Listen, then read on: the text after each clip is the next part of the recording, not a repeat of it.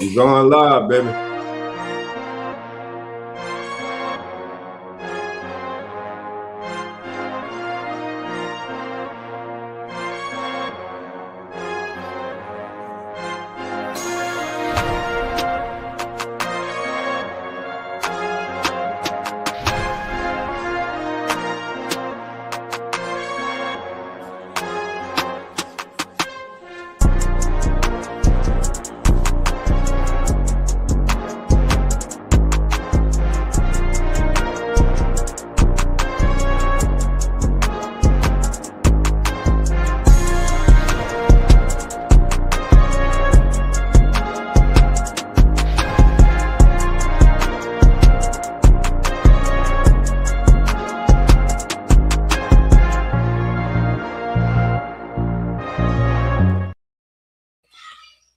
NFL Nation, how you doing?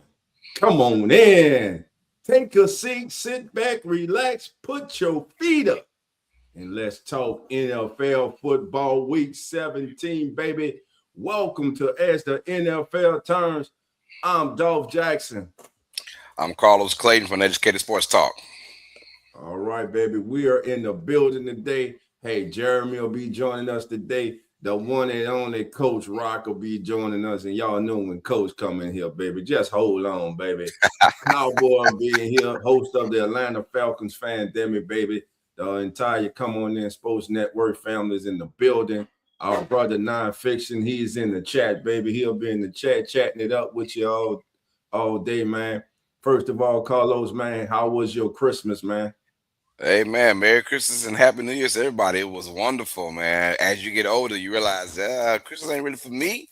It's for the Right. kiddos, you know what I'm saying? But seeing how happy they were, man, made me happy. That's all that matters, man. Right, man. That's what it's about, man. All about kids, family, man, love, man, and just blessed to see another one, man. You know what I'm That's right. saying? That's right. Blessed to have those around you who you love, who you care about, man. And That's yeah, you're so right, man. It's about the going kids, into especially the when you see your kids growing up, man, and oh yeah, you going into the start 2026 reminiscing, year, like, man. dang, man, my kids, like, I got 4 teenagers now, man. Damn it. Well, it's Ooh. adulthood right now, you know. Oh So yeah, yeah. So Yeah. hey, man, it's something to make you step back, Get you man. reminisce a little bit, you know. Yeah, Yeah, I yeah, hear you you on know, that. make you reminisce, man, about the good times, Oh things you yeah, of did with the course, of babies, course. So, Yeah. man, but look, man, let's get into this NFL, man. Listen, it started on Christmas Day, and it started, man, with one of the most fierce rivals in the National Football League, as it was the Dallas Cowboys taking on the Washington Commanders. I almost said that last name, but pretty soon that last name may be Uh, back, man. uh-oh, So uh-oh. so I'm just saying there's a vote going coming down, baby. I think it comes back next year. But anyway, man, what was your thought on this Cowboys Commanders game? Well, it was very unfortunate. It was one of those games that had nothing to do with the playoffs anymore. We thought the Cowboys a couple of weeks ago had a chance to, kind of make it interesting in the NFC East. But nonetheless, though, you played the game. One, I gotta give love to Josh Johnson. I Yeah. gotta get love to the man. He's on this 2017. I'm lying, but but he went out there, man, and he had a full week of preparation, and it Very showed good. to a certain extent to where he's a third string quarterback, but he's been there, he's done that, and I don't know. It's I want to give love to these old quarterbacks, man, the Phillip Rivers of and the Josh Johnsons in the world coming in here on like short notices, and they're really like letting you know back in the mid 2000s we had gods playing quarterback, if you know what I mean. We had a godlike football figures, Peyton Manning, and obviously Aaron Rodgers is still doing it to this day Right. right now. But then you had Philip Rivers and Tom Brady and Drew Brees, and we had like you could tell like if these guys were in somewhat tip top shape like a Philip Rivers is, they can come in there and just with their mindset, man, be able to communicate and run an offense. So it was cool to see Josh Johnson out there. As far as the Cowboys go, they got the win. It wasn't how they wanted to, but a win is a win. So that's all Right. that matters. And very unfortunate they kept that game close, but they got the dub. And then let's really talk about because there's no playoff implications in this game. So pretty much all three playoff games on Christmas kind of had a low as far as like star power who was available. And the Cowboys, no, it's a game that on paper you saw it. you had to win that game, obviously. And Dak Prescott did his thing enough, and that's all it was, man. But the Commanders kept it close. That's all you ask for is a close game on these type of games that have no playoff implications. Right. So, I mean, listen, Dallas jumped on Washington early. I mean, a touchdown on the opening drive. So the moment everybody remembers, of course, will be the 86-yard touchdown pass from Dak to Turbin. But that play made it 21-3. And from that point on, the Commanders were chasing the game instead of dictating it. And one thing that when you look into, when I was looking at this game, I was like, I don't know if everybody really paid attention to this, but the Cowboys ran 87 offensive plays in this game. The Commanders ran 41. So let that sink in for a moment. 87 offensive plays to 41. That's not normal. That's not normal. I mean, that's a tempo takeover, and that led to Dallas controlling the ball for nearly 18 more minutes than the Commanders. So you got your defense on the field that long, man. They're gonna wear down, And another thing I took for the game is Dallas didn't beat Washington by exploding. They beat them by exhausting them. Like I said, that time of possession, man, 87 offensive plays. Your defense is on the field. They're getting stressed. They're getting beat down. Every long drive, wore down that Commanders defense. Every first down, forced Washington to run their offense back up, to run their defense back on the field. That's how big plays lose their power. But again, man, good win by the Cowboys. But like you say, unfortunately for the Cowboys, the win does not do anything for their playoffs hopes, as they have been eliminated from playoff consideration. And man, when the season started and when the schedule came out, everyone looked at this game as a possible NFC East game to decide who wins the NFC East, but most definitely to solve playoff position. But these teams are in the playoffs. I said the same thing. I said as I was doing the scheduling, you're looking at it and you're doing your picks and predictions for your records. You're like, yo, this could be the game right here that can determine the NFC East. Because I had at one point both these teams, I had them at double-digit wins. I think I had Washington at 12 wins. I had Dallas at 11 wins for the year, and so just unfortunate. But that's why you play the game, and everything from injuries to just not getting along. All that plays a part into the NFL season, and both these teams got a good bit of it. Yes, they did. All right, family, we are being joined by two more hosts of As the NFL Turns. To my immediate left, you see him, Atlanta Falcons pandemic host, the one and only.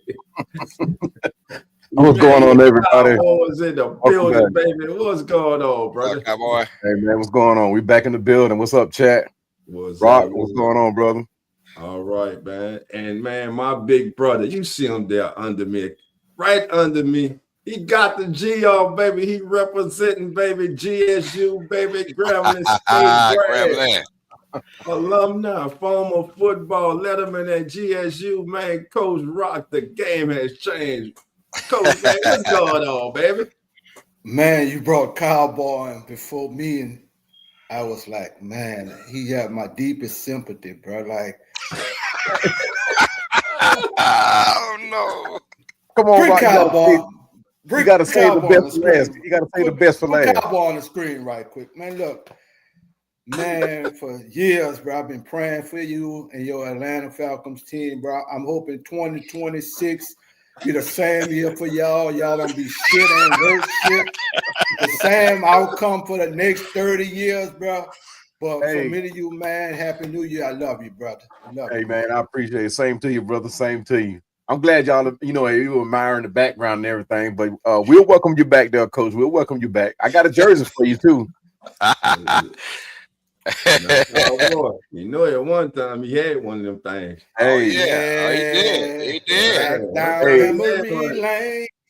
I tell you what, if he comes back, I got a Jesse Tuggle jersey for him. Oh, You remember that? You remember that girlfriend you had? She say, "I gotta get away from her. She ain't no good." And you never look back. Hey, man. man, shout out to our brother Nonfiction in the chat. What's going on, brother None? What's going What's on, up, man? Merry Christmas to you None and in the the family building. too, my brother. All right, man. That's funny, man. All right, man. Let's move on to. But before we go, man, Cowboys and Coach, man, let's get your thoughts quickly on this Cowboys Commanders game. Shout out to Jonathan McCausel right quick. He said, "Morning, fellas. What up, Jonathan? What up, Jonathan? Come What's on, up, man. Jonathan? Come on in, brother. Hit that subscribe button if you're new to the channel. Yes, sir. Yes, sir. Going to touch the birds. All right. I got you. Jonathan said rounds go touch the birds today, baby. Everybody coming at them Falcons. Hey, man, we sought after. We sought after. We got this game, mother pork chops over rice. What up, mother man? pork chops over rice. That's a hell of a handle right there. That look good. The pork chops over rice, baby. Yeah. Hit that subscribe button if you're new to the channel, man. Appreciate you. Love. Come on in. We also got Money in the building. Money AJ says, "Yo, what up, Money? Come on in. Thanks for being here. Subscribe, man. baby. Hit that like button. Thanks for showing love, Money AJ. What's up, Money? All right. Yeah, that is that's a hell of a name. I love that, man. Mother pork chops over rice, baby. You should put that gravy in, smother pork chops and gravy over rice, baby. You should hit it like that, baby. But hey, man, action, man. That's that go-to meal. Appreciate it, Money. We appreciate you, man. Money, I already did, my brother. Much love to you, man. All right, man. Listen, everybody in the chat, you a part of this, man. You know what I'm saying? When we picking these games, we want your pick in the chat too. Not just what we going with this. This is about us, bro. We family over here, man. That's how we rock, man. So, again, Cowboy, your thoughts on this Cowboys Commanders game, and we get Coach, and then we'll move on to the next game. All right. Well, this game here went about like I thought it would. Very close game. Didn't expect to see 87 something plays for the Cowboys though. That's beyond crazy. But if that's what it takes to win, man, I mean, you have to do that. But I didn't expect the Cowboys to actually win. But I think I picked Washington win last week, I believe. But like I said, it went by like I thought it would. It was a close game. Dak Prescott, he's one of these guys that, through the season he balls out, come down to the playoffs when things look to be in his lap and in his hands, and he kind of disappear. Things just don't quite go right for the Cowboys, especially against on division rivals. But shout out to Dak Prescott. He stuck my foot in my mouth, and it don't taste very good because I don't like the Cowboys. I don't even like speaking on the Cowboys. But hey, shout out to Dak Prescott for pulling the win out. Got you. You said Cowboy don't like the Cowboys. Cowboy don't like the Cowboys, man. What's strange is my wife's whole family are Cowboys fans. I mean, every last one of them. On the crew. That sound familiar? Yeah, it do. It's like your feet. Coach, what thoughts on the Commanders and Cowboys? No, this gonna be short. It really is, bro. I mean, the Commanders, we had high expectations for them, but they've been injured all year, man. And I mean, the Cowboys pretty much played a wounded duck team. And I mean, they just did what they were supposed to do.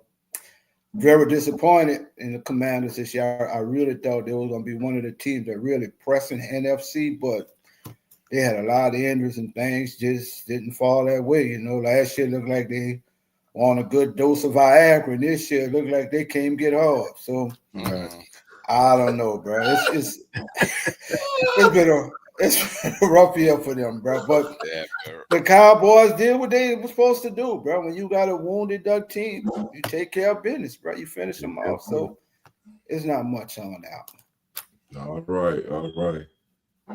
All right, let's move on to the next one. Now, can I talk about this one first, bro? Let's go.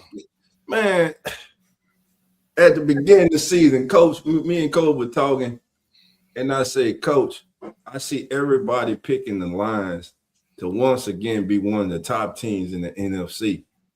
But Coach, I told Coach, I was like, Coach, they lost their offensive coordinator and their defensive coordinator.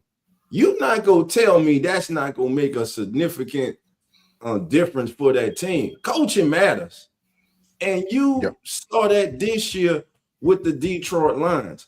Coaching matters. They were not the same. Were they explosive offensively? Yes. Were they as explosive as they were when Ben Johnson was there? No. Was the defense better this year than it was with Aaron Glenn? No.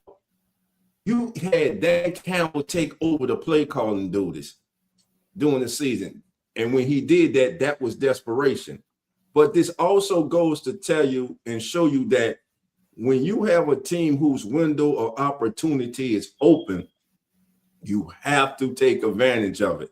It all goes back to that NFC Championship game. That call, I don't care what they say, that call by Dan Campbell is the reason that this team is in the position that they are in today. That call and the loss of their top two coordinators, and don't look now, but we go get to it. There's a new sheriff in the NFC North, baby. But that was my thoughts, gentlemen. Yeah. Mr. Charlie. Mr. Charlie is just the man. I want to the best he can. Don't blame Mr. Charlie, man. I want to talk about the dang Vikings for a minute, man. The last month of the season, Brian Flores has got that team humming on defense, man. I mean, and it hasn't been talked about enough because their offense has been so porous because of the quarterback situation. But man, that defense, if Brian Flores doesn't get some kind of shot, if not this year, hopefully next year, of being a head coach somewhere, this man has got that defense humming. I mean, they made the Cowboys and the Lions in back-to-back weeks in about a 4 or 5 game slate look like they had no clue what they were doing on offense at all. And that's only Brian Flores for you, man. I mean, I felt like they dictated the whole entire game, and you don't see that from defenses a lot, especially in a must-win game for the Lions. It was literally must-win, when you stay in for another week. But man, it was almost like the Vikings defense knew what play was coming from the Lions offense, and you don't see that too often. I gotta show love to Brian Flores and that defense, man. They came out there and played one hell of a game against a desperate team in the Lions. That it didn't work out for them, man. So Merry Christmas to the Vikings for sure. Yeah, man. Really so. Thoughts on that, Cowboy? Yeah, man. I mean, the story of the game was the defense, like you said, Los. That I mean, you talk about 6 turnovers. Harrison Smith, the veteran, that veteran safety, he had a Christmas Day performance, one that you look for when you want to give up your Christmas to watch football. He gave a legendary performance. He had an interception, 3 pass breakups, 2 tackles for loss, a sack. I mean, talk about a turkey leg. I mean, turkey leg, he gets the Christmas present, he gets the whole Christmas tree, he gets Santa's old clothes. I mean, he gets everything. But the defense was the story of the day, man. I mean, you couldn't ask for more better. Like you said, shout out to that defense. Yeah, most definitely, man. I'm seeing Coach Rock got that drink in his hand. Hold on, Coach. It might be a little too early for all that now, Coach. Hold on, baby. It ain't too early. It ain't too early for Coach. Your quick thoughts. Hey. Shout out to you, Coach. Coach, Brian Flores, man, he's got a defense humming, man. You think he get a shot sometime this year or next year to be a head coach again? I really felt he should have got a shot last year. You can see the signature all over his hands, all over that defense. It's physical. It's very disciplined defense. And, I don't know. I don't want to use the color or the race in this thing, but the brother made a mistake, which was, to me, a learning curve from him in Miami. And I don't know if that's being held against him right now, but the guy should be a coach, man. And, sometimes, lessons in life teach you shit, bro. And I think it taught him how to be a better person, a better human being, a better coach. And I'm just hoping that the NFL, because of his skin color, and I hate to always go to that, but it doesn't be something that hinders him from getting another opportunity. Because if anybody deserves a shot, he is the man that deserves a shot, bro. And I'm just hoping he gets another opportunity. Whoever hires him gonna get one hell of a coach, and you're gonna get a physical, disciplined, hard-nosed team that's gonna play Sunday after Sunday after Sunday. So I'm hoping this brother gets another opportunity, man. Yeah, it's funny we mentioned his name. It's not real funny, but it's not strange that we're mentioning his name as a head coach, because his name right now is being shouted from the rafters of the Mercedes-Benz Stadium. I mean, his name is being called out. We want him. But where we are with Raheem Morris, we know we're not going to get rid of him unless something strange happens, because we've hired a new consulting firm to come in. I don't know why, but Arthur Flank is probably washing his hands of it. But his name is being shouted out. Everybody's calling for Brian Flores. So, but hopefully it turns out that we do bring this man in as a head coach. I mean, like Coach said, he should have long been gotten his another shot at being a head coach. Yeah, and before we move on, man, first of all, the offense for the Vikings was nothing to write home about. Let me just say that first of all. All right, don't sit up here and act like Skull Nation. Don't sit up here and act like the offense was off the chain, because it wasn't. It was ugly, horrendous. It was horrendous. All right, but one thing that did happen that we need to talk about is that Justin Jefferson next week needs 27 receiving yards to pass the great Randy Moss for the most yards through their first 6 seasons in the NFL by any player. Right now, Jefferson's at 8,349. Randy Moss in his first 6 seasons had 8,375. Now he should have and could have been past this season, but the horrible play at quarterback for the Vikings has hindered him this season. Yeah. And I'm gonna say something that Skull Nation may not like, but I got inside sources. Justin Jefferson, if things don't look better under center, may start looking around the league. I'm just saying. I can see that happening. Hey, bro, hold on 1 second, bro. Bring that back to Dolph, bro. Bring that back to Dolph. Bring that back. Say, bro, I'm telling you, everybody on here, I need 500 of y'all to get on here right now. Get this nigga clean. Look at this dude, man. This nigga clean as Stephen A. Smith. I need a nigga to blow him up right now. I want Stephen A. Smith on this show, bro. This nigga clean as Stephen. Let's go. Some love, man. Come on, boy. Stand up, bro. Let him see you, baby. Let me see you, man. I'm good, man. Go ahead and do it, man. You surprise him, man. Hey, the only thing I can say about this right now is you look real good in that red, bro. You look real good. But it ain't for that behind you. Man, he done messed it up already, bro. Yeah, he done messed up the ball. But he killed I got a couple more shots now, bro. I need a couple of shots now, bro. He don't need a couple more shots, bro. Hey, he stole them all, but though. A lot of folks he stole the ball, bro. Hey. He stole everything from us. Still our players, our GMs, they steal everything from us. They want everything. You look like Arthur Blank. All you need is that jacket. Arthur Blank. Hey, look, just give me the check. You sounded like Dracula. Man. Just don't go in Lennox Mall and buy. Do not go in. No. Stay away from Lennox Mall. Stay away from Lennox. All right. Let's go on to our next match now, the last game of Christmas, man. Obviously, the Chiefs without Pat Mahomes. And, man, could this have been the last home game for Travis Kelce as they fall to the Broncos 20-13? It was almost like what I expect from the Broncos all season is, hey, we play down the competition, but we still find a way to win the game. And Bo Nix, Mr. Fourth Quarter again, came through for the Broncos. They get a 20-13 victory, and the Broncos now trying to solidify themselves as the number 1 team in the AFC. Your thoughts on this game real quick? How about you, Dolph?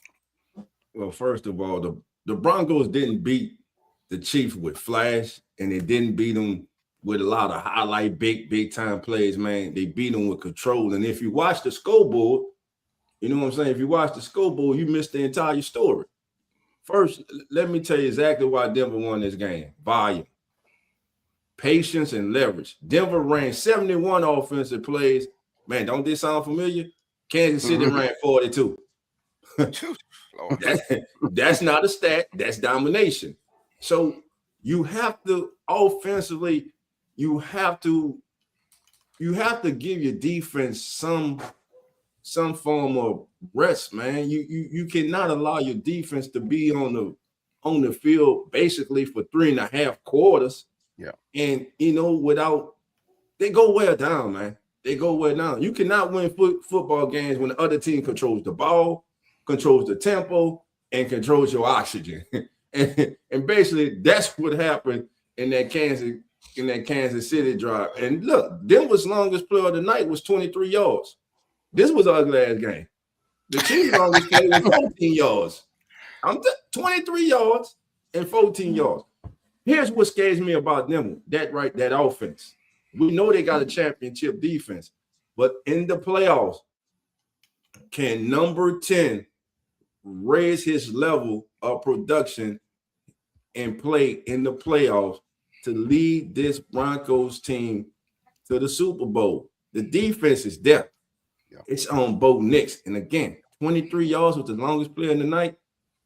It don't matter how you win, as long as you win.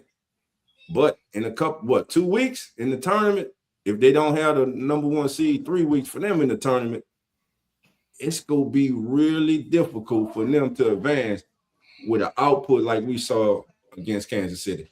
Yeah. I agree. I mean, you Saints fans, y'all know all too well how coaches, he exploits team weaknesses. And Sean Payton went on and he saw how, like Dolph just said, he saw this team wearing down. He saw that defense wearing down. So what did he do? He relied on his depth players who were fresh on the bench, to come and exploit their weaknesses. Play after play, you couldn't ask more from what Sean Payton has done, and he's going to be the catalyst behind Denver even going forward after they don't clinch this AFC championship.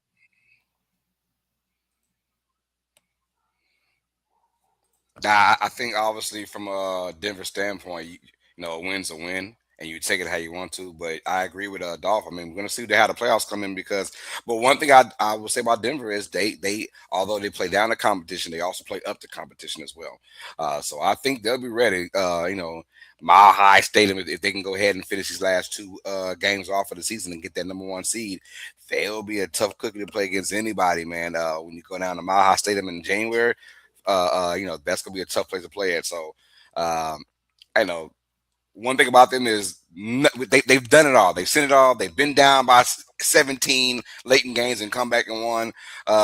We've seen it all now. So as long as they always had that belief system to keep grinding, this Broncos team, regardless, will be scary. As long as you bring that defense into the picture, Bo Nix's clutchness in the second half for some reason always comes through. We'll see what happens with Denver in playoff time. But they got to win these 2 games right here to go ahead.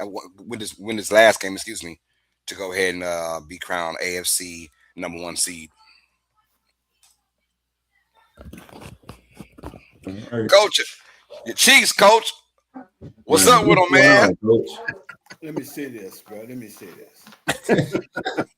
Travis Kelce, thank you, bro. If this was the last go around, thank you. The other thing I want to say is what? 5 trips to the Super Bowl. What's the last 7-8 years? 3 wins, 2 losses. All good things come to an end for a short time. So we're gonna get a high draft pick. We're gonna retool this thing, and the Kansas City Chiefs will be back, bro, stronger than ever within 3 years, bro. So kudos to Travis. If that was it, bro, and this the last go round, thank you. But all I said, we will be back, baby. We will be back, baby. Right off the screen, man. Right off the screen, man. The kingdom has fallen. It's over. Damn it, it fell. 3 and out. Let's get them. We got Jeremy in the building from Come On Bills. Jeremy, what's up with it, brother? What's going on, Jeremy? You muted, baby. You muted. That mute button gets you every time. How we doing, man? What's going on? Merry Christmas. There go my dude right there. That's my man there, bro. Christmas. That's my boy, bro. That's my Those man. poor Chiefs. Travis Kelce, he's gonna be celebrating Christmas at home next year. Oh Man, look, I'm putting Again. everything on y'all this year, bro. Don't let me down. I'm riding with y'all this year, Oh man. shit! Kiss the See, day. there we go. Now coach is coming to the dark side riding now. with y'all, man. There you go. Jeremy, that ain't a good thing. I'm telling you.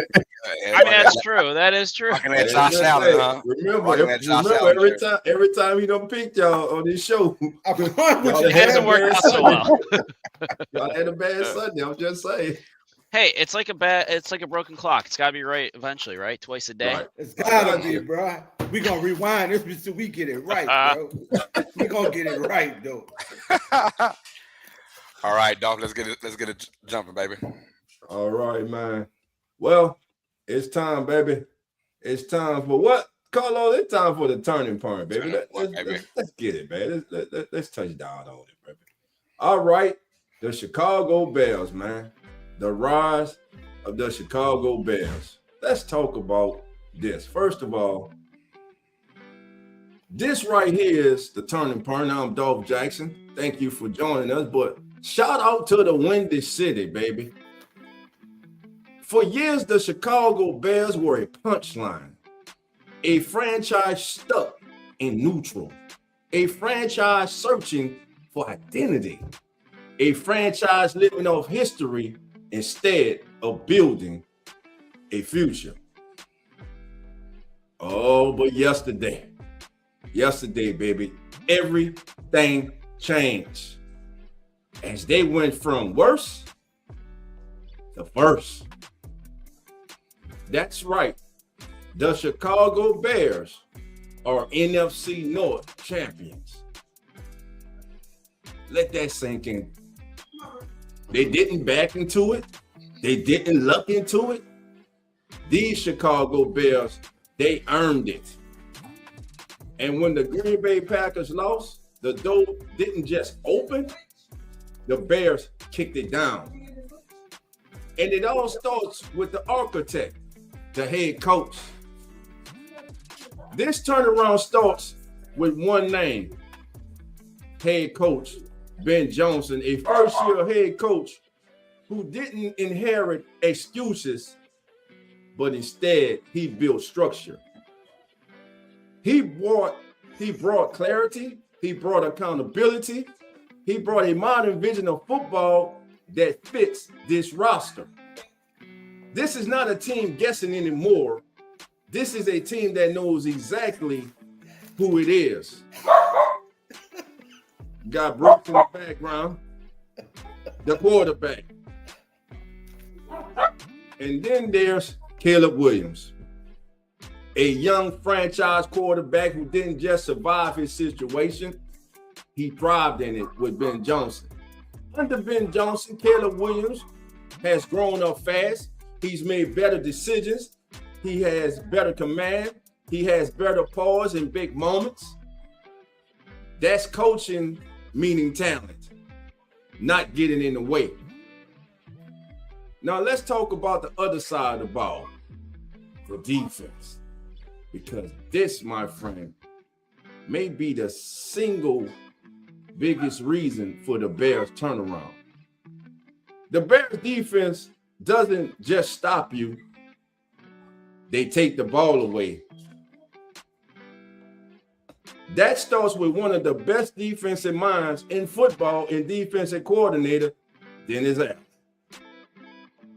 This defense plays fast, they play angry, they play opportunistic. They flip games with turnovers and they flip momentum with pressure and their identity. And here's the part that nobody wants to deal with when January comes around. You have to face the Chicago Bears. The Bears run the football and they run it with bad intentions. They're one of the most punishing running games in the National Football League. This team will line up and dare you to stop them. You know what's coming. They make no bones about it. They're coming straight at you.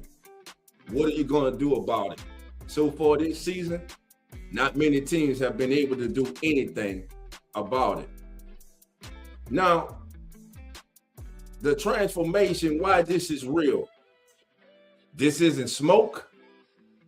This isn't a fluke. This is sustainable football.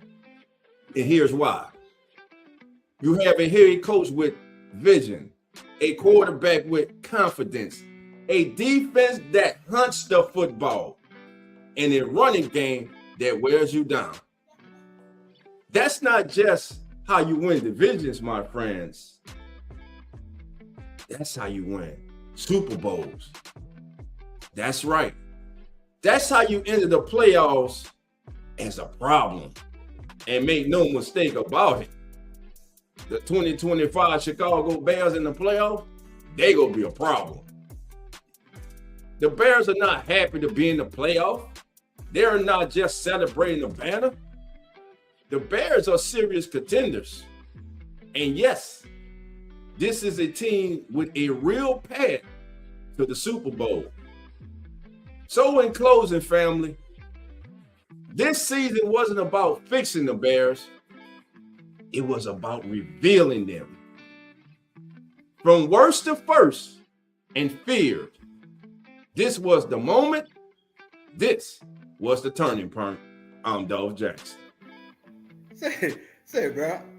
I don't know if it was the drink or it was the music, but without talking about the Bears, a guy just woke up and got his virgin broke last night, bro. That shit. Oh, man. Come on, man. Oh, man. The Bears going to be the first team with their ass home in the playoff, bro. But it was good, though. It was good. Real talk, man. You got to talk about the turnaround, man. Did any of us see this going into the season? I don't know. Maybe there was some music, bro. But you had me there, bro. Like, and man, you were just sitting there using your hands and stuff. And shit. Like, man, look at Dove, bro. Dove getting animated with this shit now. Oh, man. Coach is just drawing you in when he Hey, well, look, I did my job. did the job. Yeah, good job. Did the job. Hey, let's break down why the Bears are now being talked about as if your team. They have officially been the NFC North champions with the Packers loss last night to the Baltimore Ravens. Mr. Derrick Henry, 216 yards rushing, 4 tutties in that thing.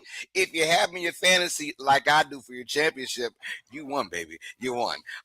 Let's break it down. No Lamar Jackson, no problem for the Ravens as they dismantle the Packers 41-24. Snoop was in the building, not Snoop Dogg.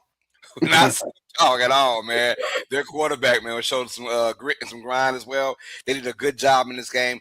Start with you, Jeremy. How'd you feel about the Ravens mollywopping the Packers?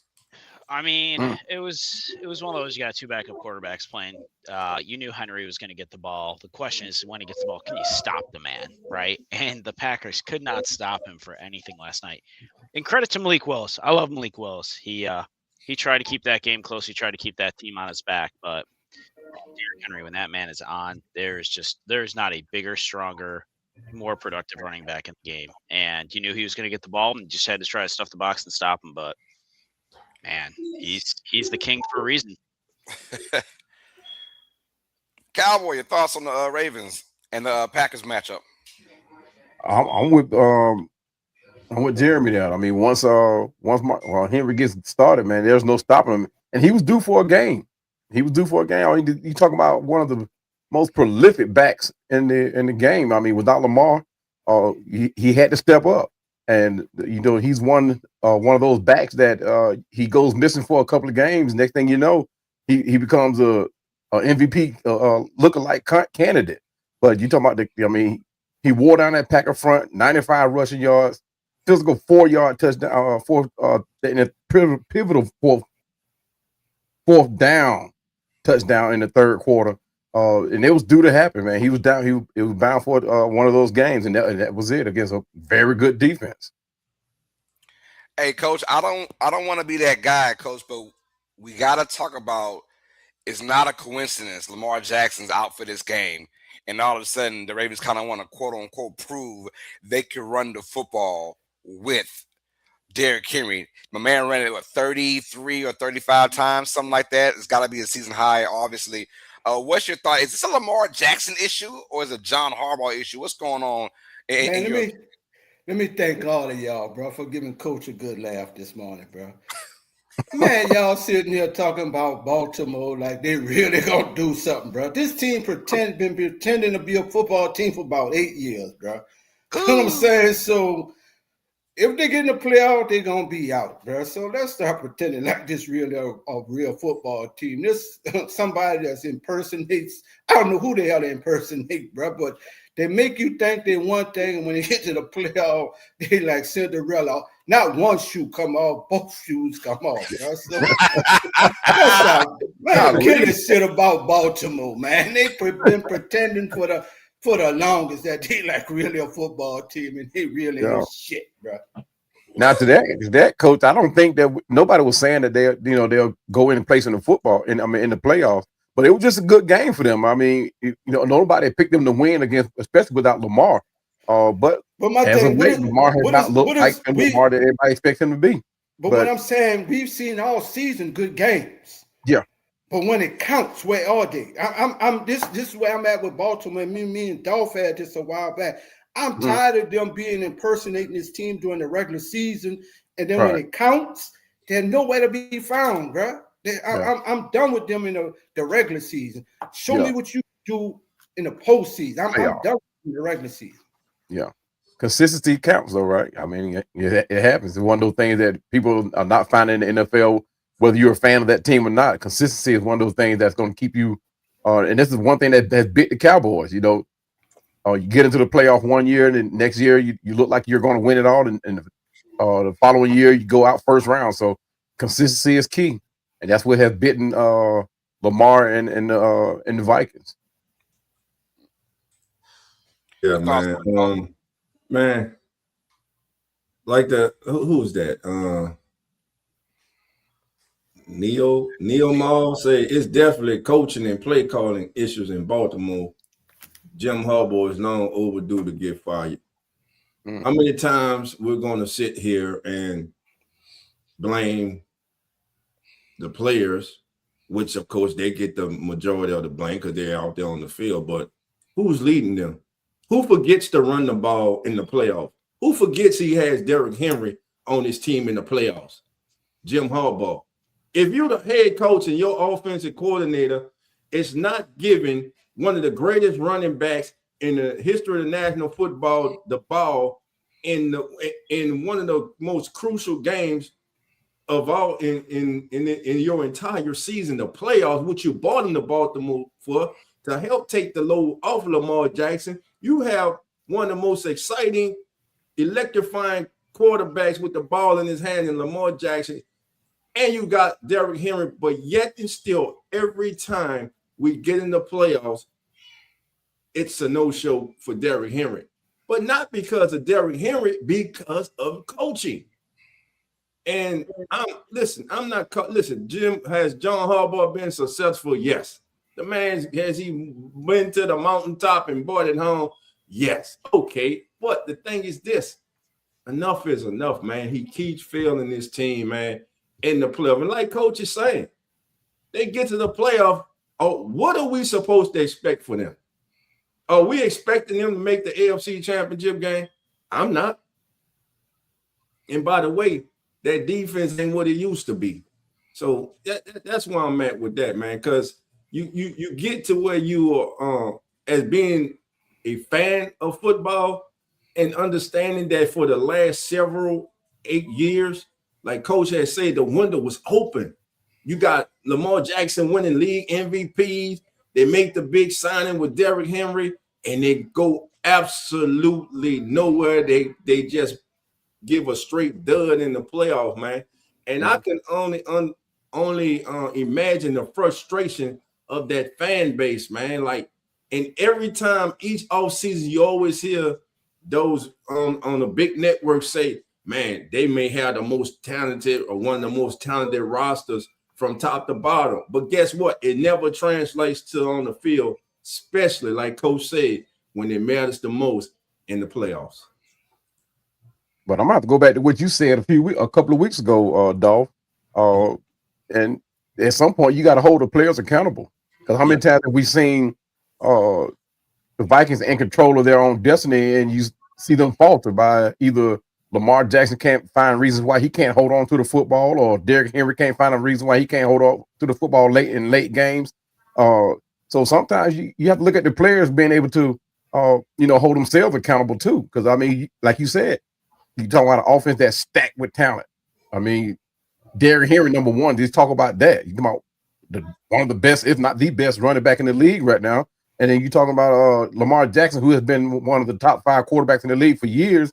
I mean, at some point, you got to put the ball in their hands. I mean, we've seen plenty of times where Lamar fumbled the ball on game-winning plays, and Derrick Henry fumbled the ball, or the line can't stand up, the receivers can't see the reason to catch the ball. But at some point, you got to hold the players accountable.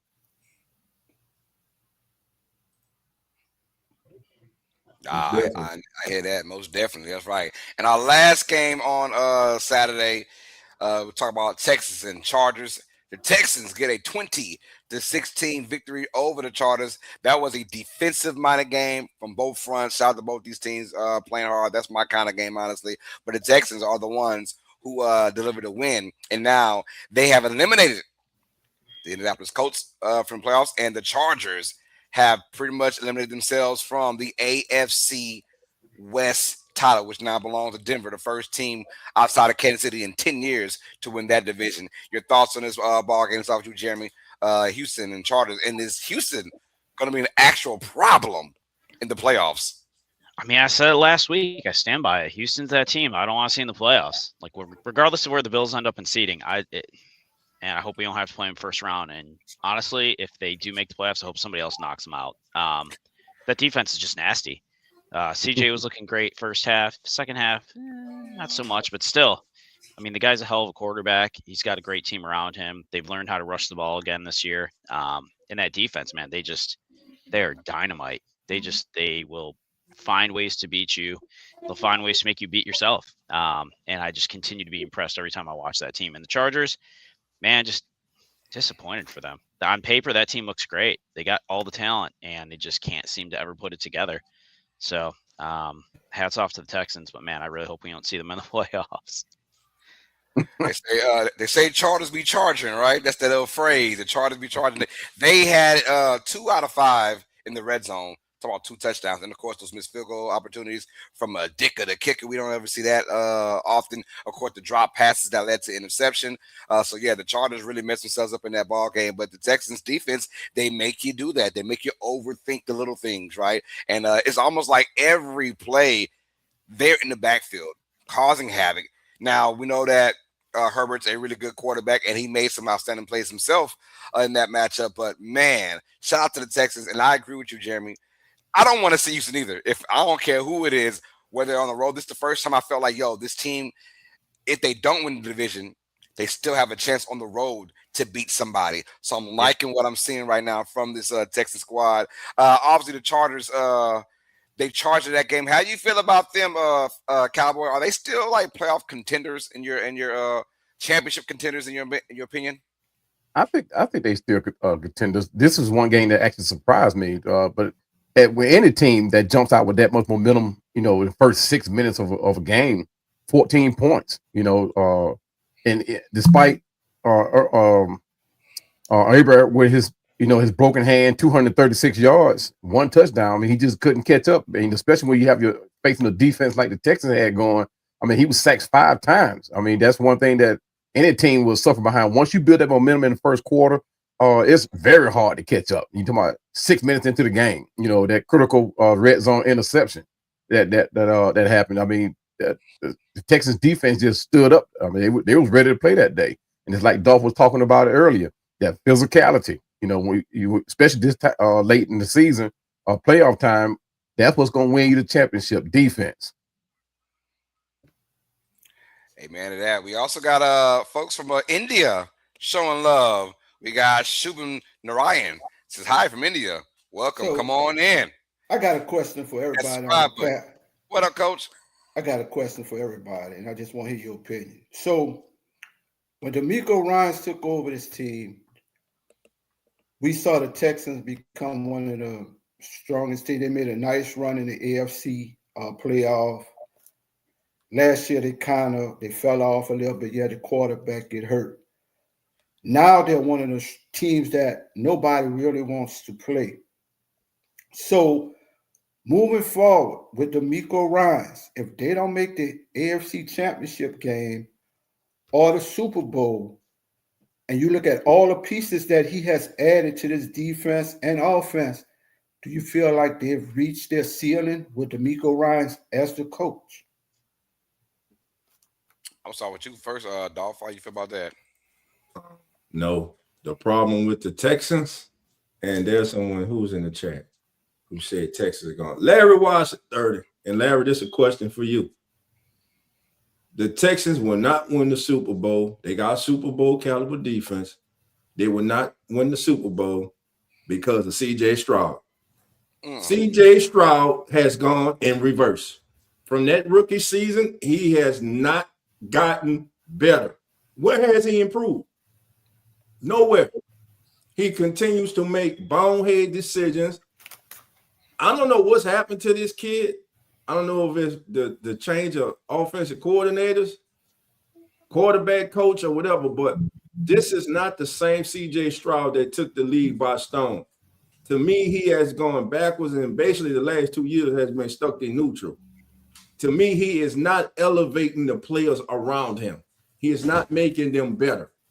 And I believe in the playoffs, just like I believe with the Broncos and Bo Nix, it's going to come down to those two quarterbacks because both of them have at their disposal two Super Bowl caliber defenses. But it comes down to these young quarterbacks. Will they be able to make the necessary plays and avoid making the big crucial mistakes that can cost them the game? But to answer your question, Coach, I think D'Amico Ryan comes back. I think they got to get C.J. Stroud gone. Okay. Jeremy. I mean, I'll say this. I don't think D'Amico Ryans has hit the ceiling yet. I think they're on their way. I think there's still potential on this team. I think it's been a weird year for the Texans, but I look at the way they're playing now. And I agree with Dolph 100%. You saw two very different C.J. Strouds in that game, first half and the second half, right? And I do agree I don't know if I'd say he's regressed. I'd say he hasn't taken that step forward for sure. And by now you should start to see that. But he's got the pieces around him. I think you add another offensive player or two, they can really take that next step. But as long as they've got Stingley Jr., they've got Anderson, that team has tons of potential. And I think Ryan still has a very much Super Bowl contender. I don't think it's this year, but next year I could see that team if they add another piece or two and CJ Stroud plays like he should be going into year 4 at that point. That's a really dangerous team. But I think a lot of that's going to rely on CJ and kind of what he does. Do you get the first half CJ or do you get the second half CJ? Yeah. Okay. Now, I'm agreeing with Jeremy. I feel like they haven't reached their ceiling yet. I feel like this team's, I think Stroud, we talk about Stroud, and his inability to play the quarterback position at a high level to get them where they want to be. I'm saying this, he's got to play mistake-free football. Let your defense and that running game do the talking in the playoffs. And I feel like just don't make any mistakes. And if he could do that, this team can go far. And then hopefully they can get their ceiling further on later on in maybe next year, the year after that for sure. But I feel like this team right now, they just need their quarterback to not make any mistakes. And you can ask Stroud to do that. And if he does do that, man, that defense is so damn good. And their running game with Marks and Chubbs has been looking better as the year has gone by. I like this team, and they could win it all this year. I know it sounds crazy and absurd, but it's the first time, and they won the South the last couple of years now, and they won their first round playoff matchups at home and then got beat down on the road next in the divisional round. I feel like this year, whether they're at home or the road, they can go out there and beat teams and be competitive. And I feel like if you blink, this team can find themselves in the AFC Championship game, how they're playing. So that's one team you do not want to see at all in this particular playoffs at all. So Dolph, what is your window with CJ Stroud? How many more years you give him till you feel he maximizes where he needs to get to? Entire rookie contract and the 5th-year option. Okay. You pick up that 5th-year option. If he hasn't, like Jeremy said, if he hasn't taken that next step, maybe he's hit the ceiling. Maybe he's all he's going to be right now. Which is not a bad quarterback, but is it a quarterback to take your franchise to the promised land? I don't know. Only time will tell. I mean, but we're splitting hairs here. I mean, if you think about it, right? Like we're talking about a quarterback that's got his team in the playoff the past 2 years, right? Like, so it's not like CJ Stroud is playing so terribly that he's hurting his team. Right. He's just not playing at the level we would expect, a rookie of the year to take that next step. Right. Yeah, I agree with Jimmy on that one. I like that. All right, let's go on to our Week 17 matches now, man. We got a good one, y'all. So strap on, as Rico Dotto would say. Strap on, y'all. Seattle Seahawks, right now, the road goes to Seattle. If they can win their last 2 matchups, they will be the number 1 seed in the NFC. But they got to go through a really Jekyll and Hyde Carolina Panthers squad. We don't know on any given day what Panthers team we're going to get. I will start with you first, Cowboy. Seahawks, Panthers, man. Who you got to win this matchup and why? I mean, as my title says, that it's the NFL. It continues this Week 17, right? So you never know what you get. The NFL is right where they want to be. Nobody has a definite winner of any game coming in. But the way the Panthers have been playing here as of late, you would think this would be a sure win for the Panthers, right? But you're looking at how the Panthers defenses have played, right? When they're expected to win, they don't. When they don't, when they are winning, when you expect them to lose, they show up and they win.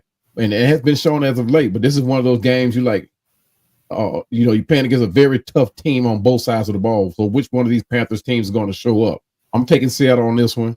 I'm looking at a very close game, though. It's going to be a shootout. But I'm taking the Seahawks on this one. Hey, your opinion, Jeremy, who has to have the better game to win, Bryce Young or Sam Darnold? Sam Darnold. I feel like they're playing for more. I feel like Sam Darnold still has this inevitable monkey on his back of is he that quarterback that everyone thought he was going to be as a first-round pick? He showed in Minnesota how he could play. Obviously, the playoffs didn't quite go as planned. And now you come to Seattle, right? Whole new world you're in, new team, whatever. And he's yet again found a way to elevate that team. But the question is can he still win those games when he needs to?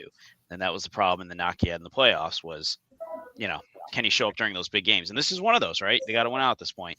I think it's going to be a shootout. I think Seattle wins this, but I think it's going to be a fun, exciting game to watch for a 1:00 game because Bryce Young's been playing very much like a much better quarterback we were hoping to see.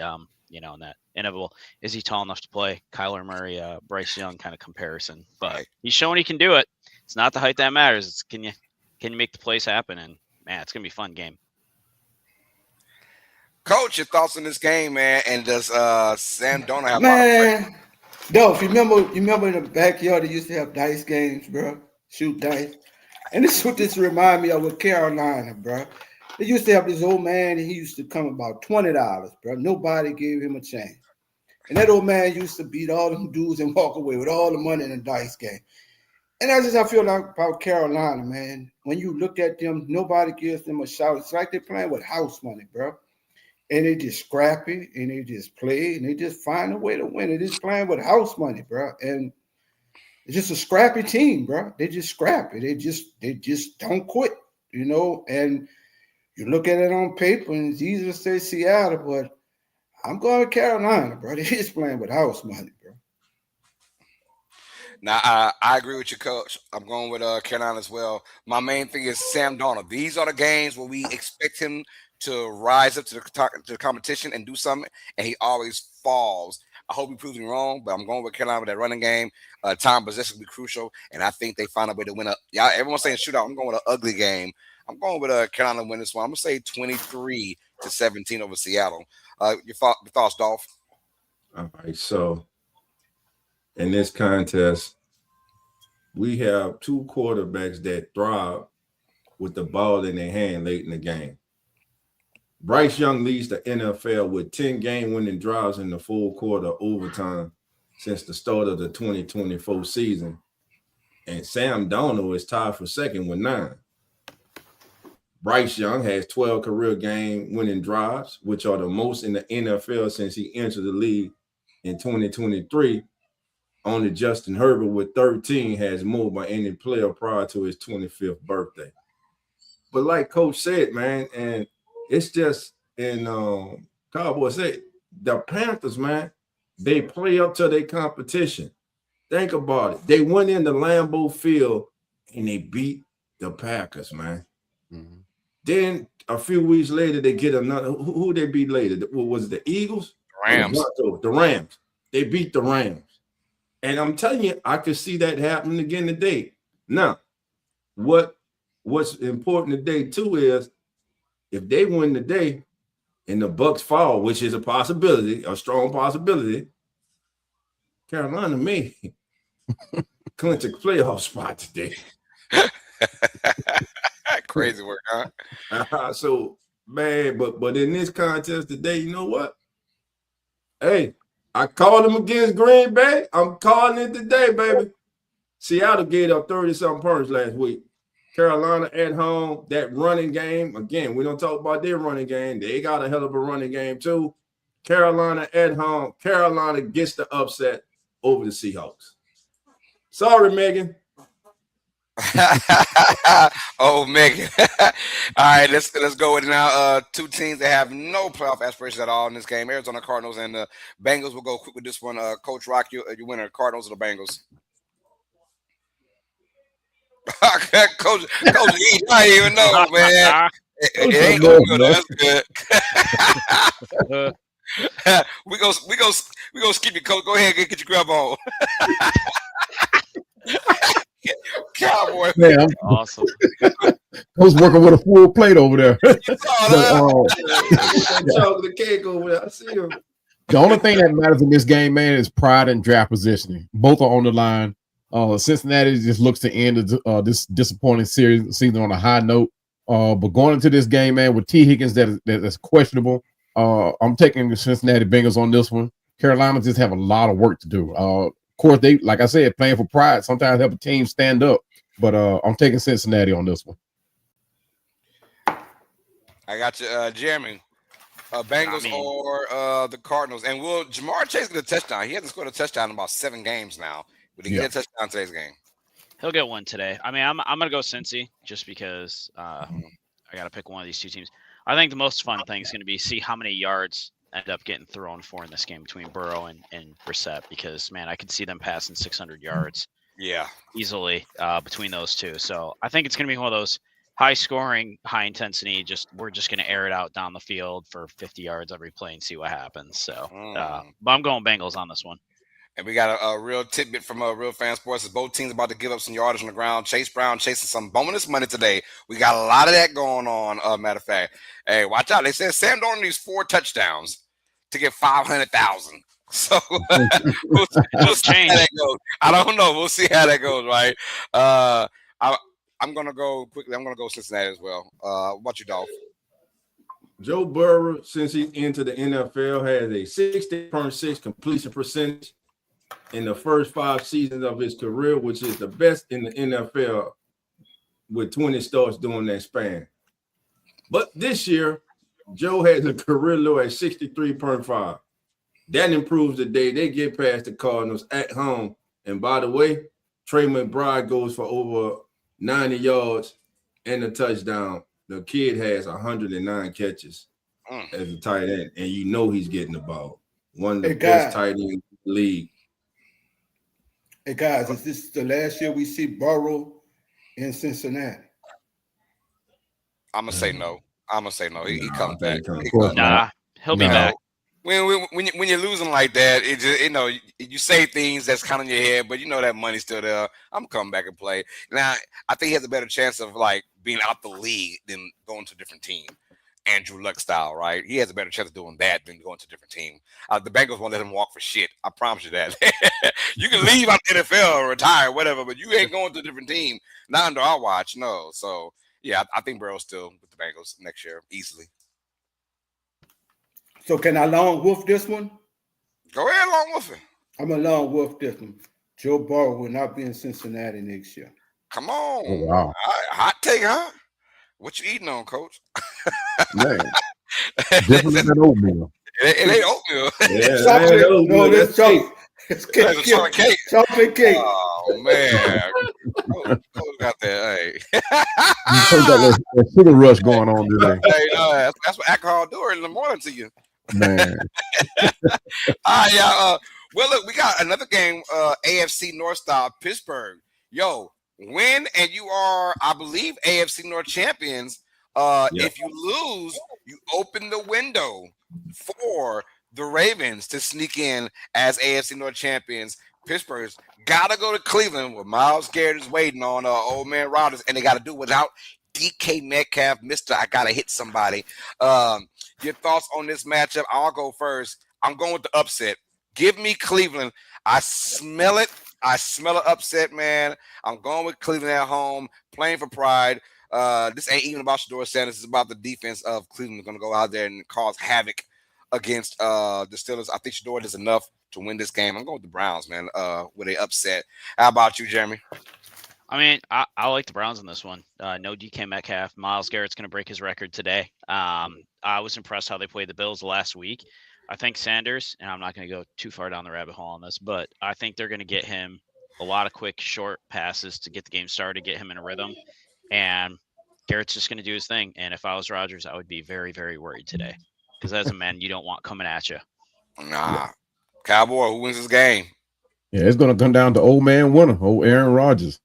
Pittsburgh clinches the NFC North with the Ravens loss.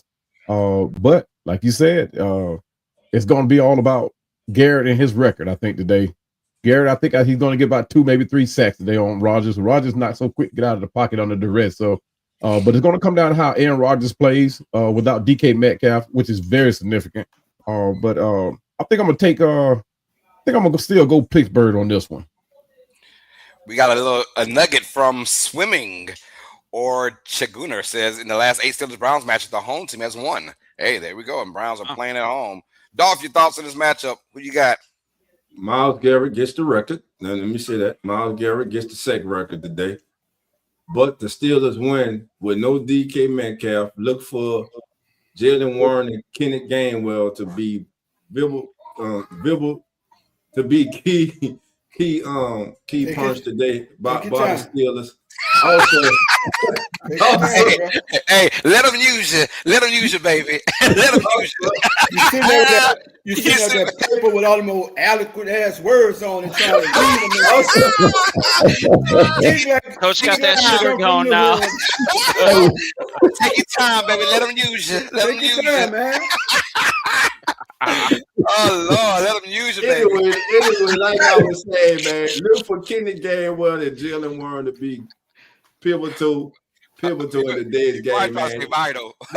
Yeah, they're the only team. The Steelers, they're the only team in the league with those they have 2 running backs over 900 scrimmage yards with no DK Metcalf. Look for them, especially Kenny Gainwell, to be big in the passing game, and look for Donnell Washington, the big tight end / offensive tackle, to be pivotal today in this contest. Hey, dog. I'm gonna do it like in the hood, bro. Pittsburgh whipped their ass by 4 teams. Take the AI and all that words you got in front of you. Pittsburgh whipped their ass by 4 teams.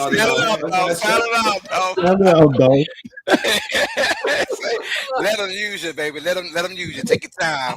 Say doing church. It's all right. It's all right. Let them use you, baby. Yes, let them use you. Yes, let them use you. Y'all holler, bro. You don't want to sit there and got that AI shit and got all them fancy words in front of turning all this tongue in his mouth and shit, man. It's gonna be an interesting match. I'm off the drama. I like the drama, man. If Cleveland can win this one, we got drama in Week 18, which we all want to see from the NFL season. So if that does happen, the ones who did pick the Browns, if that does happen, we got drama for Week 18, and we like that. All right, let's keep it rocking and rolling now, y'all. The Jaguars at the Colts have been officially eliminated after that loss by the Chargers The Chargers still messing up Phillip Rivers, huh? God dog it. But anyways, the Colts will now try and play spoiler over their AFC South rival in the Jacksonville Jaguars.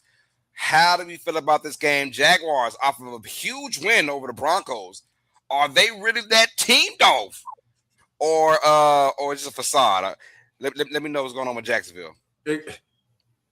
This to me is a trap game, a letdown game. You just had that big win that they finally went on the road last week against Denver. Now you come in against a wounded Indianapolis Colts team with 45-year-old old man River, you know what I'm saying, under center man, but doing his thing. But guess what? I believe the Jaguars, they aren't quite ready yet to handle that success, which is kind of good that it happens today. I think it happens today. I got the Colts upsetting the Jaguars today in Indianapolis. So they're the Jaguars now? They're the Jaguars now? I said Jaguars. Jaguars, baby. Put the pink in the air, huh? Jaguars, baby. Announce it, baby. Sound it out. Jaguars. Come on now. The Jaguars. Jaguars. Next time I go somewhere, hey guys, y'all see the Jaguars play? Oh man, hey Jeremy, how you feel about this Jaguars team against the Colts? Is this a trap game? I mean, it could be a trap game. I don't see it being a trap game.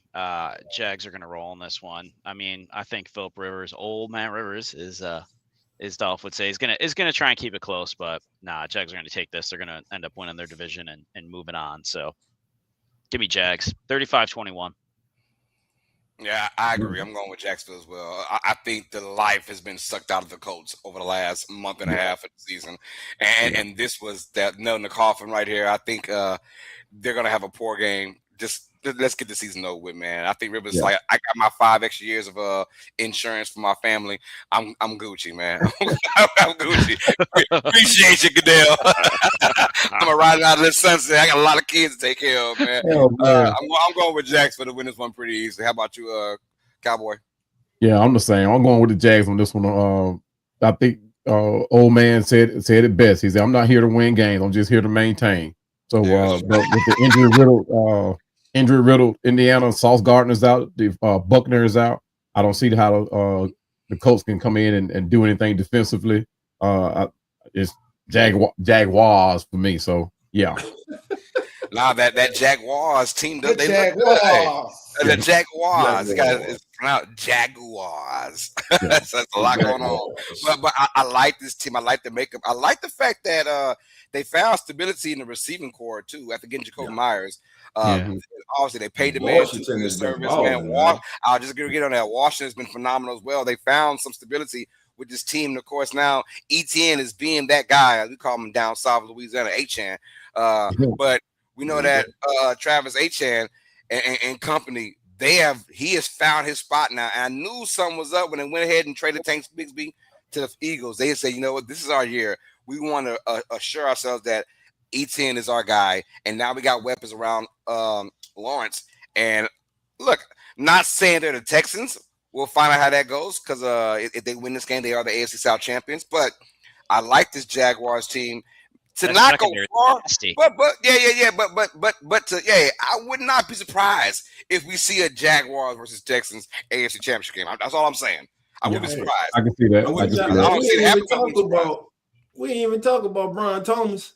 No, exactly. He's had a bad year, a down year so far, and they have been just clicking on all cylinders over the last 6 or 7 weeks of the season. And it's all started from that trade deadline when they got Jacoby Myers. Man, they haven't looked back since. Yeah, I mean, they put up 25 plus points, 8 straight games now. Question for all you and everybody in the chat. Does this performance this year by the Jacksonville Jaguars, does this solidify Trevor Lawrence as officially arriving? Now, they've been to playoffs before, but the kind of season that they are having this year and that win they had last week in Denver, was that the moment that the Trevor Lawrence that everyone has been waiting for arrived? No. Okay. I I like Lawrence. I always like Lawrence. I just thought that it's Jacksonville, man. They'll find a way to mess you up, man. But I tell you, Lawrence won them quarters. Go ahead, let him go if you want to. Jacksonville, he'll be picked up in 1 minute from somebody else. So so don't do that to yourself, man. Pay that man because franchise quarterbacks are a dime a dozen. You don't get them too often. You got a franchise quarterback right here. Build around him like you've done so far this year, and we'll see how that goes later on. Minnesota's probably kicking themselves for not doing that with Darnold. Yeah.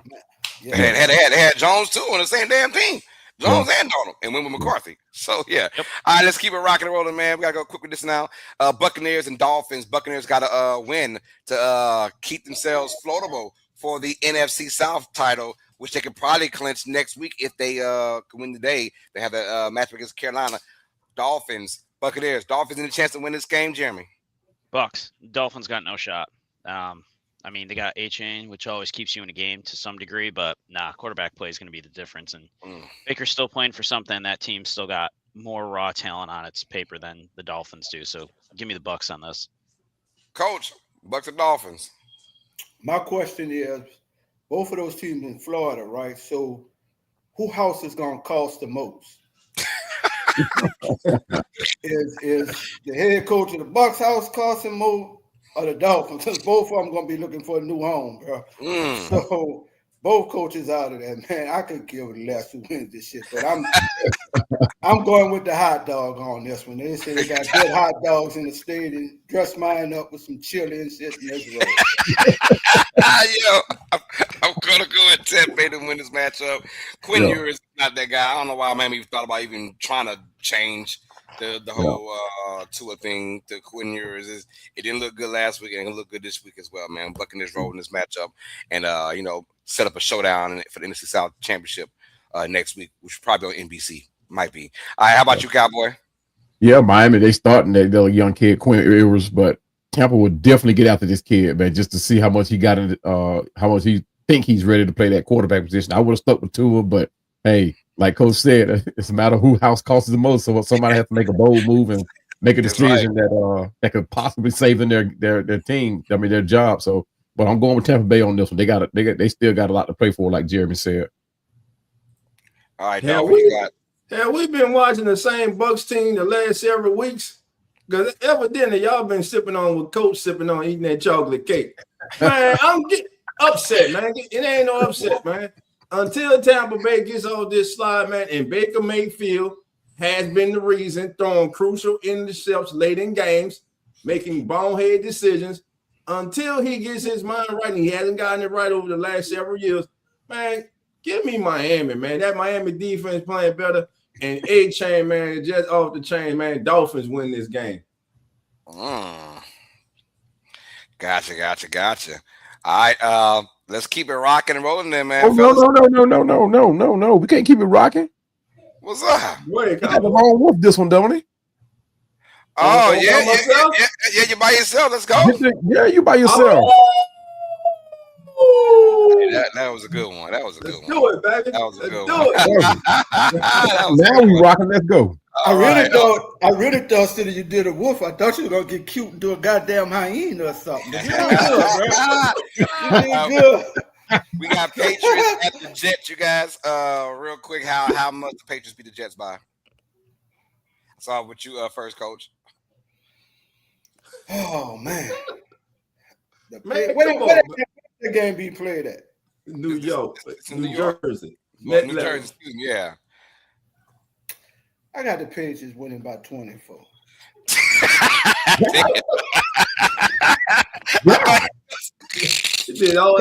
Right now, Aaron Glenn doesn't have a clue really what's going on with his team, bro. Hey, he did say they have a plan. He did say that. Well, I'm hoping this plan comes to fruition. Dolphin, I'm hoping this plan come in fruition. Look, I used a big word right there.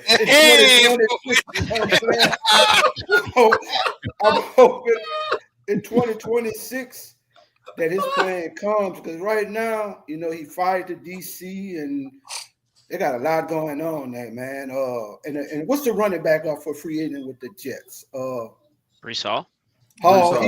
he'll be in New Orleans next year. So I don't know, bro. Come on with it. Let's I go. don't know, bro. Yeah, I don't know. I like that. Home run hitter. I take Brees now. I'll take him all day. Jimmy, what's your score? Patriots and the Jets. What's your score? Man, I'm gonna go 35-14. I mean, You're right. Exactly. There's nothing going right for the Jets at this season. Yeah. I feel bad for Brees Hall. I hope he does get out of New York for his own sake. I like him as a player. I think he's incredibly talented on a just terrible team. There's so much work that needs to be done that I thought they were going to try to fix this year, and there's just way too many holes that they've got to fix. So I hope for his sake they get out of there. But yeah, this is going to be steamroll all over it. Yeah. Yeah, I got the Patriots winning by 3 touchdowns as well, 21. Give me 28-7, New England to win that matchup. All right, let's keep it rocking and rolling, y'all. Let's go with let's go with the game of the week. We're going game of the week now. Philadelphia Eagles taking on the Buffalo Bills. Both these teams are fighting for seeding. Eagles can go as high as, I believe, the 2 seed. Bills are still trying to find a way to win that NFC East, man. I mean, AFC East, excuse me. So let's keep it rocking. I'll start with Jeremy first, our fellow Bills. Bills Mafia. How do you see this game going out and who wins it, man? Bills win it. I think it's going to be a close one. They're playing for a lot still. They're playing at home. This is the last game at home. So it's going to be one of those, try to wrap up the stadium and the season on a higher note there as far as that goes. And honestly, for me, the thing with the Eagles is that there's still too many broken pieces. They just can't seem to figure themselves out week to week. And talent-wise, they got a ton of it. Jalen Hurts has looked better, but there's just so many question marks I still have of which Eagles team really exists. And Allen's Allen, right? Doesn't matter who's out there. Doesn't matter who he's playing with. He's going to take that team and put it on his back. So I would expect to see a big day out of Allen today. They're going to give Cook the ball. Cook's going to put up another probably 130, 140 yards of scrimmage, 2 touchdowns is what I'm going to go with. I mean, for the Eagles, I do believe Jalen Carter's back, so they have that, which is probably going to help some. And for us, the biggest thing we're going to have to do is make sure we can contain Jalen Hurts. Our rush defense is not good. So if he breaks out of the pocket and starts taking off, it's going to be tough for us. But I still see the Bills winning this in a tight game. Give me 23-20. Ooh, let's go, Coach. Right. We got this game. Man, I hate the Philadelphia Eagles with a passion. This is why I love Coach. Oh, I hate them, bro. After what they did us in the Super Bowl. I'm hoping they start fighting. What's the receiver name that always whining? AJ Brown. AJ Brown. I hope he catch no ball and he go to fighting on the side. I hope Jalen Hurts running, sliding, or soon somebody bust his ass. I'm going with the Bills Mafia. This is my team in the AFC to go to the Super Bowl. I'm going with none other than the Buffalo Bills by 10 in this game. Let's go, Coach. Nice. Yo, your feelings, Cowboy? Yeah, man. I mean, this is a potential Super Bowl preview, right? Like Coach said. But the Eagles, they're looking to maintain their very slim lead in the NFC, while the Bills try to keep pace with the Patriots in the East. But one thing Eagles are trying to do, they're trying to bring back Jalen Carter, which I don't think they should have done. 2 weeks ago, the man couldn't do a push-up, so I don't know how much help they think this man's going to be able to do. But the Bills, they must contain Hurts, who's going to look to scramble a little bit. The Eagles will target their the Bills secondary, which is kind of suspect at their safety spot. But I think the Bills have enough to keep the Eagles at bay. But like Jeremy said, that man Josh Allen, I've always liked him. He's going to put the team on his back. Only thing is, he can't fall into these traps of what the Eagles are sure to show him, and that's to bait him into throwing an interception. So they have to keep him in the pocket and keep a good protection for him. But I'm taking the Bills on this one. Oh, Carlos, you're muted now, buddy. All right, yeah, I'm muted now. Look at that. I thought my damn kid came in there for a second, like, Daddy, hey boy, get that off the face. Yo, no, I'm going to the Eagles, y'all. I'm sorry. Going to the Eagles to win this matchup, man. I feel like Philadelphia, this is the time right here. This is the time. I think they're going to dictate Josh Allen. Now, Josh Allen's going to be Josh Allen. But can you make him and force him to do a couple turnovers that he doesn't want to do? Eagles have that kind of defense. I feel like they put that pressure on Josh Allen, but I think Allen's going to run for his life in this matchup. Look for Allen to use his legs a lot more in this game than usual. But give me Philadelphia to win this one. A very close matchup. I'm going Philadelphia 20, Buffalo 17. How about you, Dolph? Looking at this game, man, Buffalo at home. I'm going with the Bills, but Josh Allen has to avoid one player in particular right now for the Eagles, and that's young second-year cornerback Quinyon Mitchell. Since week 9, guys, this kid has 9 passes defense and has 8 completions allowed when he's targeted. That kid is straight balling, man. That boy So, got his stats and everything. Look at that boy there. You're gonna have to avoid that kid. And my thing is to Jeremy, and who's the go-to receiver for the Bills? Like when the chips are all pushed into the middle of the table, you need that big first down. You need that game-winning touchdown. Who's the go-to receiver? Is it Dalton Kincaid? Is it Coleman? Who is it? Man, it's Josh Allen. That's the go-to. Josh receiver. Allen. It is. Josh Allen. It is. We don't have it. That's the biggest problem we've had for years, is trying to figure out who that is. And then we keep bringing in people. We brought in Palmer. We brought in Curtis Samuel. Like, we keep trying to find these guys that are going to come in and be that saving grace instead of trying to figure out what it is. I mean, Keon Coleman inactive last week, right? Like, he's not done what we expect as a second round pick in his second year to do. I would say if you were like, you have to pick somebody, I'd probably say Kincaid. Kincaid's probably the most reliable outside of Shakir, but Shakir doesn't see as many red zone targets. And I think Kincaid's one of those guys that Allen just has a ton of trust in. And if he's on the field, he's going to look for him if he can get him. But outside of that, it's Allen. It's the Allen game is what it is. Yeah, Kincaid's that guy, man. Coleman's not happy right now, so he's not going to do a whole lot of going above and beyond that 110% that you want each and every player to put out. But no, but he needs to, because right now there's a lot of question marks with him in Buffalo, and a lot of people want him out of here. So he's got 2 weeks to really turn things around and kind of change that whole persona that's around him at this point. And I hope he does. I like the kid. I think he's got a ton of talent. I don't know what's broken and what's wrong with him that they have to fix. But he's got to get out of the doghouse and make them plays. All right. Carlos, let's go rapid fire, baby. Let's go. Hey, there's one game we didn't touch on because somebody asked about it, and for good reason. The Raiders and the Giants. Quick, everybody. Raiders against the Giants. Who wins? Give me the Raiders. I'm going Raiders to win this game for some reason. The first I'm going Giants. Monday night. Well, let's talk Sunday. That's the more important game. Sunday. Bears and 49ers. That'll be the last one on the docket. Let's talk about that one, y'all. Bears and 49ers now, both these teams. Yo, people don't realize if the Niners win their last 2 games, they're the number 1 seed in the NFC.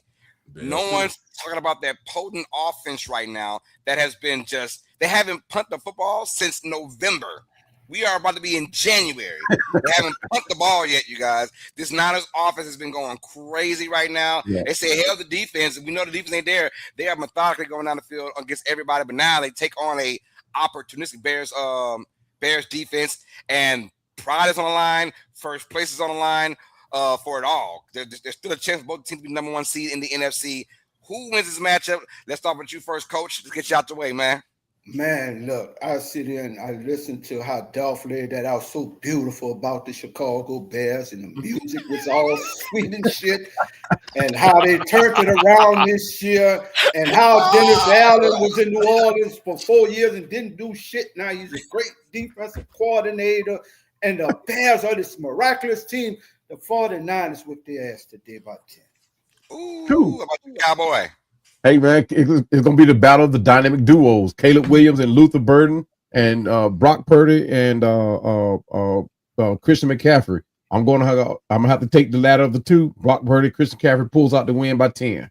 How about you, Jimmy?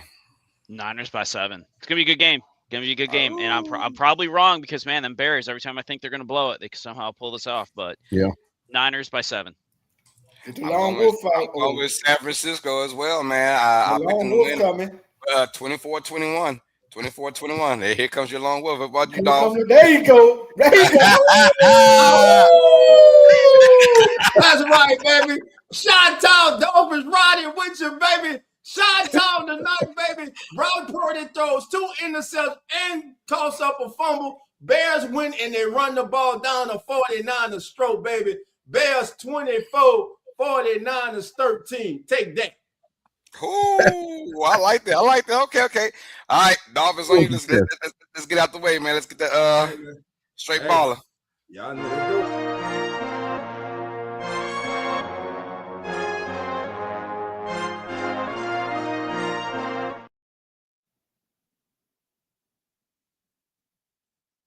Cut it short. Carlo, give me the music. Damn it, I was muted again. That damn mute button. Hit the music, baby. Let's get it, baby, and turn it way up, baby. Because where we going, Carlos? There we go. Oh, y'all, here we go. It's time for straight balling, baby. In this segment here, it's simple, baby. We scour around the NFL and we look for that player who we believe is gonna be straight balling out his mind today, baby. Oh man, so when I look, baby, I go to not the NFC North, baby. I'm going to the AFC North. The Pittsburgh Steelers taking on the Cleveland Browns. What do the Browns have to play for? Absolutely nothing but Myles Garrett. I'm picking him again this week, baby. He is chasing history. And with no DK Metcalf, eventually they're going to have to pass the ball, and that Steelers offensive line's a little shaky, baby. Give me Myles Garrett to break the single season record for sacks, and he will be straight balling today against the Steelers. Let's go. Hey, I'm going with Ramondre Stevenson of the New England Patriots. They will run up and down all around the New York Jets today. I feel like Stevenson over 100 yards, a touchdown.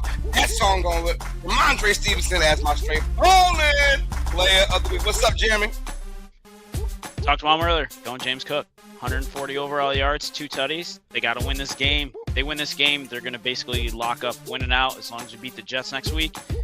Cook runs, Cook cooks, we win. Give me James Cook. Hey, baller. Cowboy, who you got? Oh man, can you believe it? Can you believe it? Cowboy going against his own team. He's going against his own team. What in the world is happening in the NFL? But as the thing said, the NFL continues. So I'm going against my own team. I'm picking Puka Nacua for the Los Angeles Rams to be the straight baller of the week. Our secondary has been suspect all year long. They have been trying to hold it up with injuries, but we have not been able to pull it together. Puka Nacua is my straight baller of the week. Monday Night Football, you guys. Rams and Falcons. Yeah. And they say the best for last. Coach, who's your straight baller and play of the week? My straight baller is coming off the bench for the 49ers today. None other than Mr. Brian Robinson. 20 carries for 100 yards and a touchdown. He gonna run that shit down the Bears road. And that's our straight baller play of the week, He y'all. didn't even say that with conviction. He didn't say it with his chest. He don't believe that. He don't believe that. Listen, family, listen. This is as the NFL turns. We thank you for joining us. Listen, we'll be here each and every single Sunday through Super Bowl Sunday. And fellas, what we tell them, the doors are now open. So what? Come on in. We'll see everybody next Sunday. We'll See everybody next year. Before we go, I want to say this with all sincerity, man. Thank each one of y'all for this year, letting us come into your living rooms, your homes, while you at work, man. Thank you for being there for us, showing us love, showing us support through your good times, through your bad times, through all you went through in 25, man. And from each one of us here, I pray God's blessings on a prosperous 2026 for you all.